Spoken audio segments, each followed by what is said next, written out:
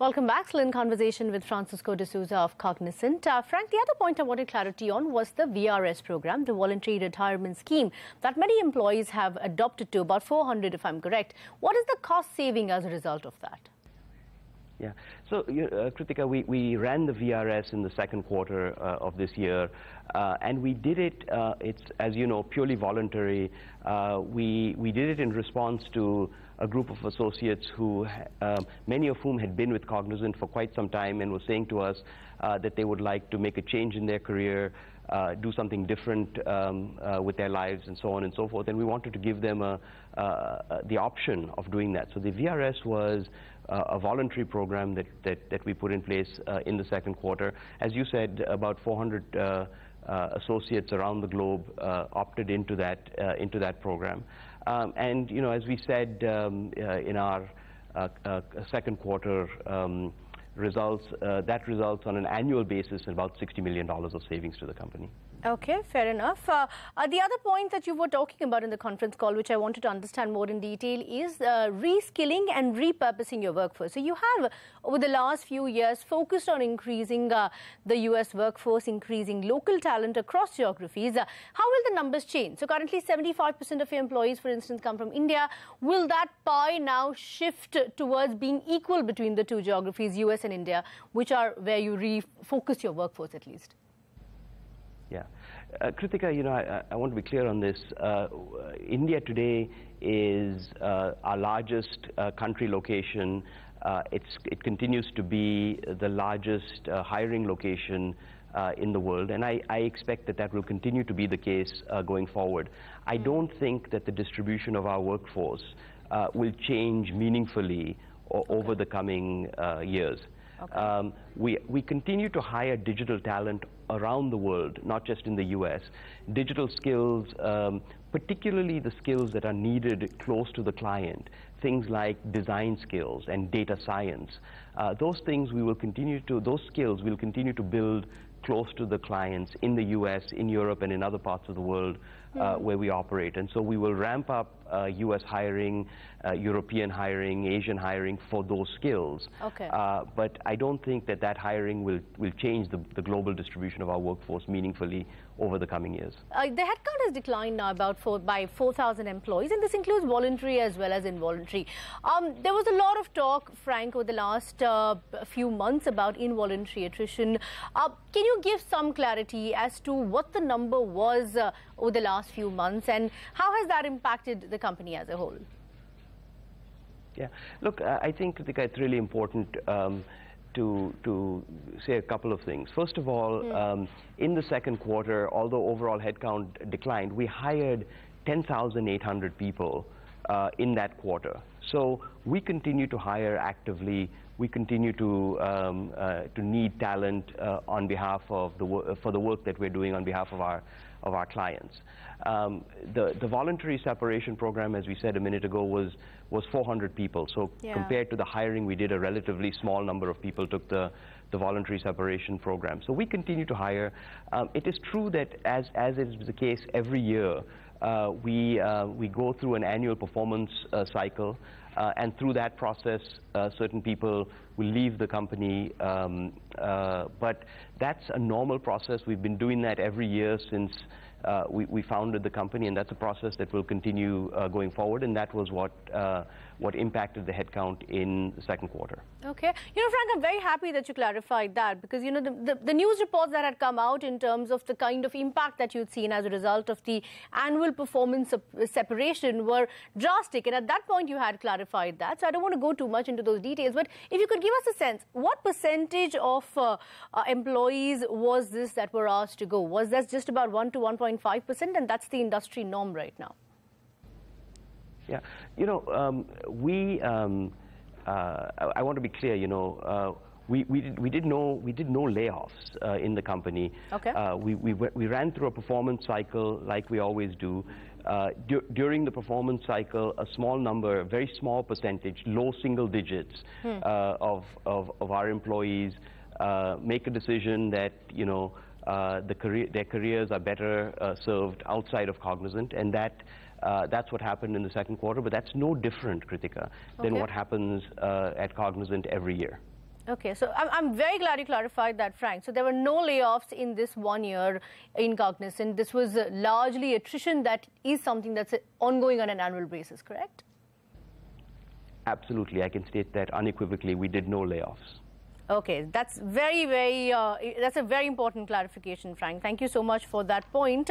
As far as the focus now on reskilling employees is concerned, Frank, there's been a lot of noise about how some jobs will now be redundant completely. And this is across the industry. This isn't an Indian IT company-specific problem. But what are the skill sets, Frank, that will be relevant now?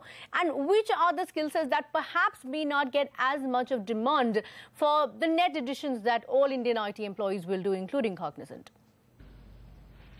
You know, Kritika, I think this is the key point here. It's a very important question. Here's the key point. The world is becoming more technology intensive. Businesses, societies, governments around the world are deploying technology more broadly and more deeply than they've ever deployed it before. And so I believe that as long as the demand for technology continues to increase, the demand for skilled technology professionals, firms like Cognizant who can put that together, put technology together and make it effective for clients is going to continue to increase. It is certainly the case that parts of what we've done in the past in a more manual way will become more automated and therefore will require less talent. However, that has always been the case. Our industry has always automated. We've always sought new ways to do things. We've always driven productivity. It's no different. We continue to automate. We always have, and we continue to do that. That's why clients work with us, because we are making the investments in productivity. We're making the investments in automation. We're helping our clients become more productive as a result of that. However, I think that as much as we automate, we're going to continue to see increased need for talent. Because the demand for technology right now is so strong as businesses, businesses, societies, and governments become more technology intensive. I would say that from a skills standpoint, the skills landscape is changing so quickly that you know, I'm encouraging Cognizant employees, and I'm saying that you know, we all of us have to become lifelong learners. Things will change. The skills that are relevant today will become less relevant tomorrow and the year after that. And as long as we all adopt the approach of becoming lifelong learners, you know, technology, I think, will continue to pervade all aspects of what of society and business, and I think there'll continue to be ample opportunities. Ever since the Trump administration has come, Frank, you've been at the epicenter of the talk of how the industry has shifted. The sense for most industry IT players, industry watchers, is that clients seem to have hit the pause button for some time. They're still watchful of how the administration will make changes in terms of policies, in terms of investment cycles. How much of an impact has that been for you, and what is the outlook there? Do you expect, you know, for instance, pockets like healthcare, education to shift now for IT players, given the clients' concerns across lack of clarity? Kritika, I would say that, you know, our clients have been operating against a backdrop of increased volatility for quite some time now. If you go back as far back as the financial crisis, you know, I would say that this has been a period of several years that has been characterized by various different kinds of volatility. And I think most of our clients have come to the understanding that a volatile environment is the new normal. And so we see clients continuing to press forward, particularly with technology investments.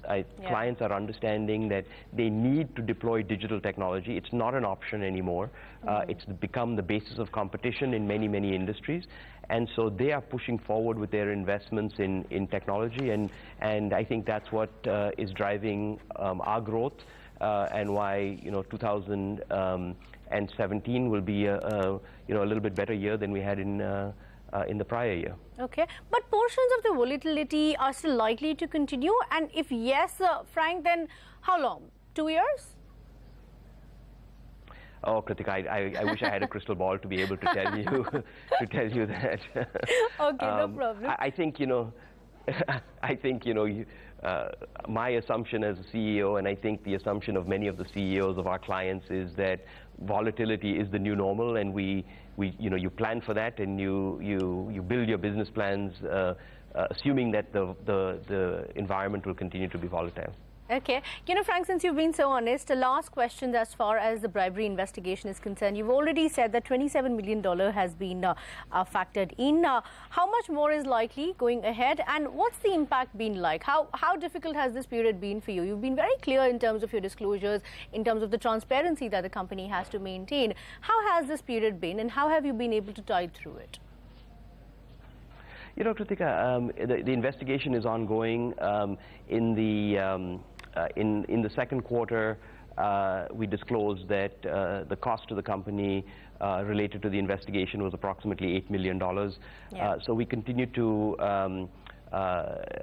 work with to cooperate with the U.S. government, the Department of Justice, and the SEC, and continue to take the investigation forward.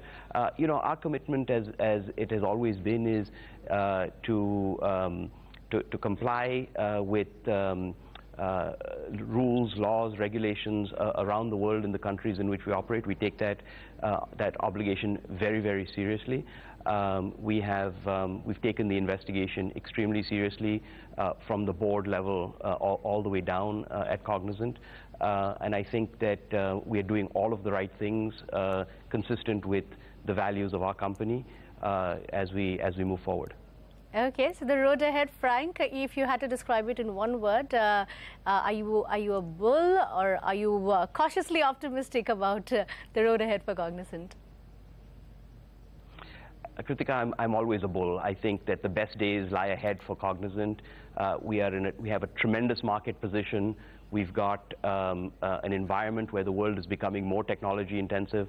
Our services have never been more relevant, and I feel really good about the future. Thank you so much, Frank. It's always a pleasure to have you with us, and perhaps the next time you're in India, we can do a face-to-face interview for sure. Thanks a lot once again for joining in on this special show. That was Francisco D'Souza, the CEO of Cognizant, taking us through a whole lot of issues, a whole lot of clarity, a lot of confusion about the Indian IT sector, the Trump administration and the impact, but Cognizant is confident that the road ahead will be very positive. Thank you for watching this special show.